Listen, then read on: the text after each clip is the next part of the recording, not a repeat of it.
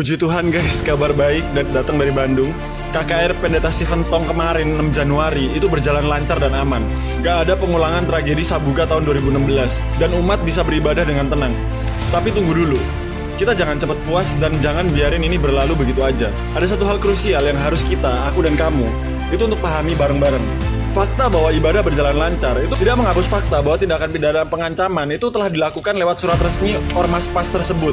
Coba kita buka lagi mata kita lebar-lebar pada KUHP baru pasal 303 ayat 2. Hukum jelas berkata, setiap orang yang dengan kekerasan atau ancaman kekerasan mengganggu, merintangi, kata kuncinya adalah ancaman. Surat yang mereka kirim yang menyertakan secara tertulis akan menggelar aksi massa jika acara tetap jalan itu sudah memenuhi unsur pidana ancaman kekerasan untuk merintangi pertemuan keagamaan. Kejahatannya secara hukum sudah terjadi di surat-surat itu yang dikirim itu dan menimbulkan ketakutan publik. Terlepas dari sisi jadi atau tidaknya, inilah momen penegak hukum. Undang-undang ini baru aja aktif 5 hari yang lalu, tepatnya tanggal 2 Januari 2026. Jangan biarkan tinta emas undang-undang ini kering tanpa taji. Jika polisi dan Gubernur Jawa Barat mendiamkan pelaku pengancaman ini hanya karena tidak ada kerusuhan fisik, maka kalian sedang mengajarkan ormas radikal bahwa mengancam itu gratis. Ini harus diproses hukum.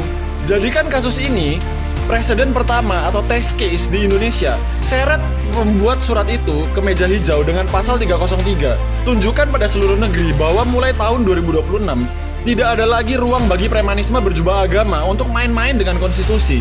Kita tidak butuh damai di atas materai. Kita butuh penegakan hukum yang nyata. Kawal terus teman-teman.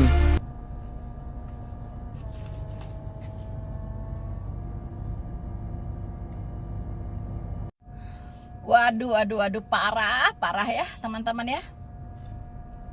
Pada tanggal 2 Januari, Undang-Undang Nomor 1 Tahun 2023, Pasal 303 dan pasal-pasal yang lainnya itu diberlakukan.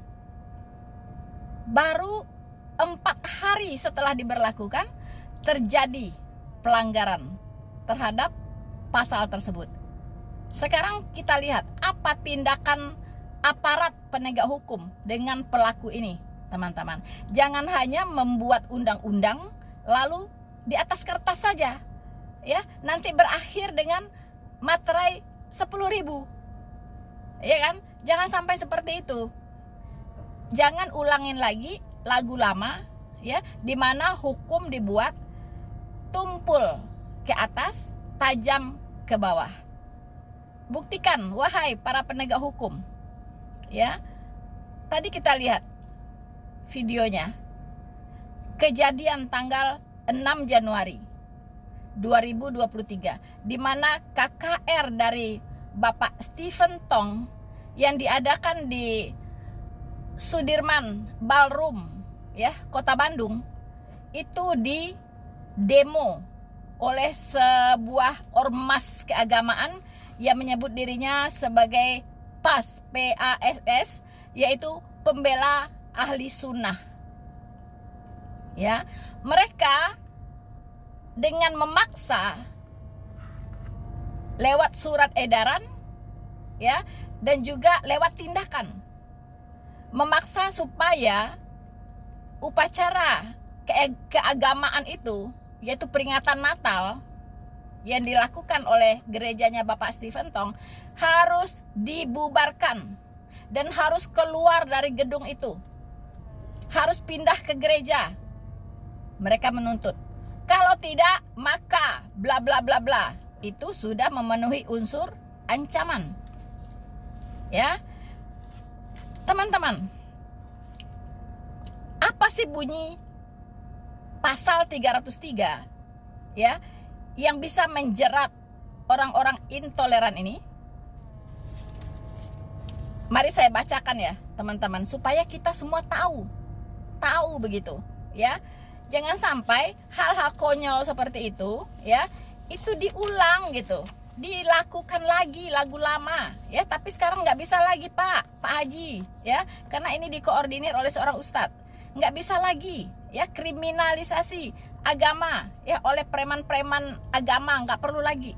jangan dilakukan ya, karena Anda diancam dengan kurungan 5 tahun penjara atau denda kategori 4 yaitu maksimal 200 juta. Jangan main-main. Mari saya bacakan ya apa bunyinya.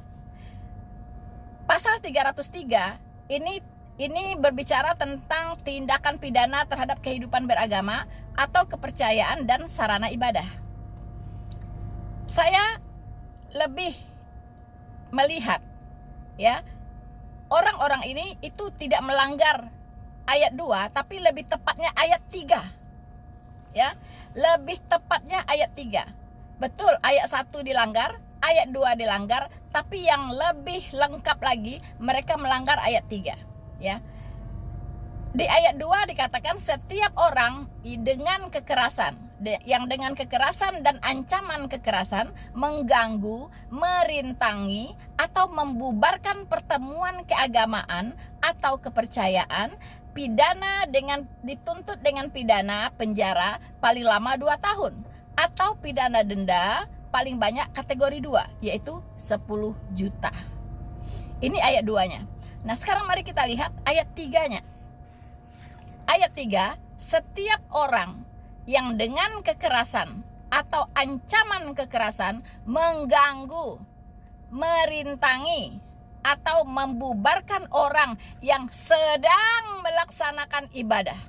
Nah ya, jadi mereka itu demo di luar ya, itu di mana di dalam gedung itu jamaahnya Bapak Stephen Tong itu sedang melaksanakan ibadah.